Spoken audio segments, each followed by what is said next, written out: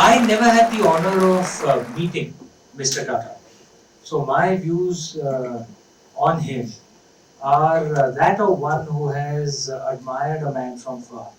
His name literally meant jewel. At least that's one of the interpretations in the Persian and the Sanskrit roots of it.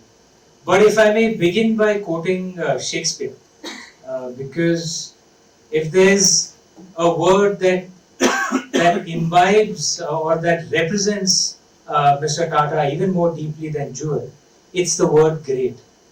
It's like this word wasn't made for anyone else besides Mr. Tata. And Shakespeare had said, I'm paraphrasing the great bard, that there are some who are born great, there are some who achieve greatness after a lot of hard work, and some who have greatness thrust upon them. You know your Shakespeare. Rare to find a man who actually represents all three, actually. Mr. Tata was born to the Tata family. He was born great. He was thrust into greatness when he was selected, when he was appointed as the head of the Tata group by his predecessor, the great J.R.D. Tata. But most importantly, he achieved greatness beyond levels. I'm 50 years old.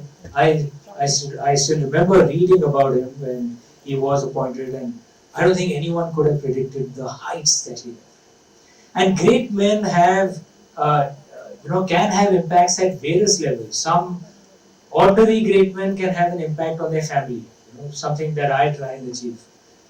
Some greater men can have an impact on their communities. Some even greater on their countries.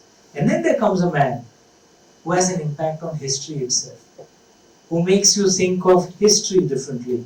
Many among you are Parsis, I'm sure you know of the story of Jati Rana, right? Zoroastrians and the Dharmic religions are actually, Zoroastrianism and the Dharmic religions, Hinduism, Buddhism, Jainism, are actually cousin religions. Those who've studied it would know our languages are relatively similar actually, the Avestan and Sanskrit languages. You find a lot of similarities. The philosophies, the scriptures are very similar. So when the Zoroastrians were facing persecution in their homeland in Persia, 1300, 1400 years ago, they escaped and came to India. And they landed in Sanjan. I believe my friend Parvez has actually done a great book on the photographs, on Udwara as well. Sorry. But they landed in Sanjan. And there was a local king called Jati Rana, who told the Parsis when they came that, this is allegorical, the story goes that he had a glass brought in, had some milk poured into it, and the entire symbol was, my country is full. India was overpopulated apparently, even 1400 years ago. The glass is full, we can't have any more milk. And the Parsis apparently told Jati Rana, we are a cousin culture. We believe in good thoughts, good words, good deeds. We'll be like sugar in your milk. We will make the milk a whole lot sweeter. And Jati Rana apparently said yes, and the Parsis stayed there.